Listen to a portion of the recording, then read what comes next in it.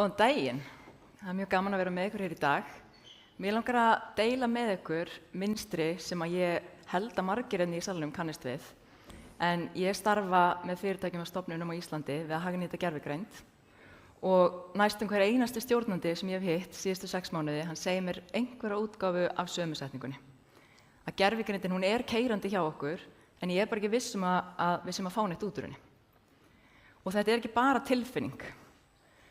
Því í janúar þessu ári að þá birti PricewaterhouseCoopers könnun meðal tæplega 4.500 framkvæmdastjóra allan heim. Og 56% þeirra segja að gervigreind hafi ekki skilað þeim neinum fjárhagslegum árangri síðustu 12 mánuði. Það að segja, engin mælanlegur sparnaður og engar mælanlegar nýjar tekjur. Það nefnilega þannig að virði gervigreindar, það ekki keypt eingöngu með nýrri lausn. Heldur þetta að miklu leyti lærð færni. En lærð færni í gervigreind, hún þróast ekki í beinni línu. Hún fer oft eftir svona kurvu sem að byrjar á ákveðinni hugljómun. Og þetta þegar þið byrja að spyrja gervigreindin í fyrsta sinn og fáu bara geggjusvör. Þetta virðast bara vera galdrar. En svo kemur ákveður raunveruleika tjekk. Reynir kannski að leysa flóknara verkefni og svarið sem þú færðir yfirborðskennt eða jafnvel rangt. Og margir eru fastir hér í raunveruleika tjekkinu. Þau eru með tólin í gangi en lausnin situr kannski bara á prófunarstigi ennþá. Ef þið hugsið augnablik teymið ykkar eða ykkur sjálf, hvar eru þið á þessari kurvu? Því að þau sem að komast áfram yfir í ákveðin skriðþunga, þau gera eitt grundvallar atriði öðruvísi. Þau hætta að biðja gervigreindina bara svör og þau byrja að hanna niðurstöður. Og það listinn að tala við gervigreind. Hér eru 2 notendur á sama degi með sömu gervigreind. Gervigreindar-túristinn, hann ákveðin meðalnotandi bara. Hann sendir skrifaða markaðsáætlun og bara krossa putta og vona besta. En gervigreindar-brautryðjandinn, hann skrifar til dæmis 70 orð sem segja gervigreindinni hvaða samhengi hún starfar í, hvaða hlutverk hún á að spila og hverju hún á að skila líka. Þannig að skipanir brautryðjandans, þær eru að meðaltali 35 sinnum lengri heldur en hjá túristanum. Þannig að sami dagur, sama gervigreind, en gjör ólík útkoma. Þannig að munurinn liggur ekkert endilega í tækninni, heldur í samtalinu. Og spurningin hvernig byggjum við þetta samtal upp? Það hefur reynst okkur vel að nýta sagarammann.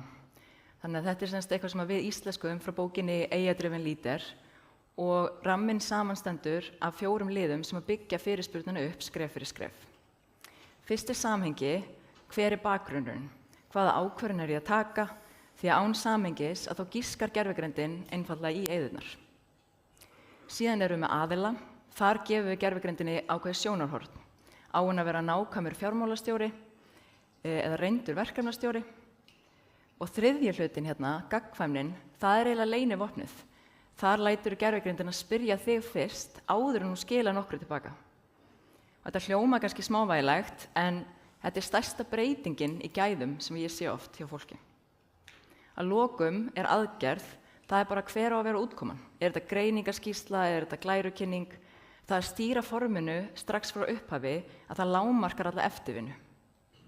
Þannig að samhengi, aðili, gagnkvæmni og aðgerð, þetta eru 4 hlutar sem að breyta gervigreindinni úr sjálfsala í meðleikara. En af hverju þurfum við þetta yfir höfuð? Málið nefnilega þetta, að gervigreindin hún þjáist af ákveðinni ofurþjónustulund.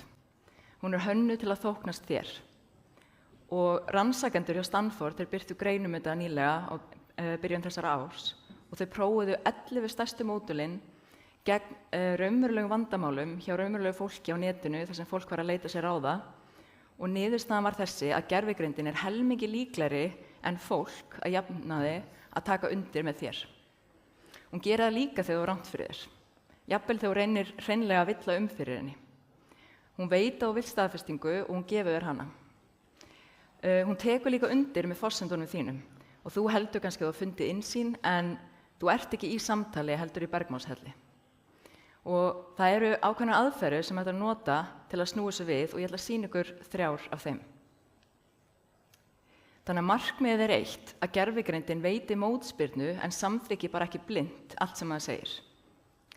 Ef við stöldrum aðeins við hér og þið leiði hugana mikilvægri ákvörðun sem er á döfinni hjá ykkur, er ykkur ákveðin spurning sem geti hjálpað ykkur að komast að niðurstöðu? Því þetta er einmitt það sem gervigreindin er frábær í. Hér er sama fyrirspurn, send tvisvar með lítilli viðbót og til vinstri erum við með stutt prompt. Gervigreindin svarar frekar almennt og gefur kannski svar sem hljómar gáfulega en það hjálpar ekki rosalega mikið. Til hægri erum við með nákvæmlega sömu spurningu en við bætum við áður en þú svarar taktum í viðtal og hlutverkið þitt er að efast. Og það er lykilatriði að segja henni að efast. Og þá spyr hún á móti, hvað viltu leysa? Stundum þarf maður hins vegar meira en bara viðtal. Maður þarf að sjá nákvæmlega hvar verkefni gæti farið út á sporinu. Og þá getum við notað aðferð sem heitir pre-mortem eða veikleikagreining. Og sú aðferð er einföld. Þú flytur gervigreindina 18 mánuði til dæmis fram í tímann þar sem að verkefnið hefur þegar mistekist. Og rannsóknir sýna þegar þú spyrð hvers vegna eitthvað mistókst frekar en hvað gæti farið úrskeiðis, að þá kemur auga á fleiri áhættuþætti. Þannig að gervigreindin í þessu tilfelli, hún hættir að spá fyrir eitthvað, hún er að byrja að útskýra. Hún bendir á það sem okkur hefur yfirsést. Og hér í þriðju og síðustu aðferðinni, þá færðu gervigreindina til að taka að sér hlutverk sem hún hefði kannski aldrei valið sér sjálf. Og það er tortryggni stjórnarformaðurinn. Reglan er þessi eina lína, ef þú tekur undir með mér, þá ert að bregðast hlutverkinu. Þannig að þá færðu til dæmis 5 öflugustu mótrökin gegn tillögunni í einrúmi, til dæmis áður en þú ferð á mikilvægan fund. Og stjórnendur sem að nota þetta hafa sagt mér að þetta hittar nánast alltaf á það sem að raunverulega fólki í herberginu segir síðan á fundinum. Að þetta virkar mjög vel. Þannig að þetta er meira en bara að fá lista mótrökum, þetta er í rauninni æfing í að verja hugmyndina á meðan kannski lítið er undir.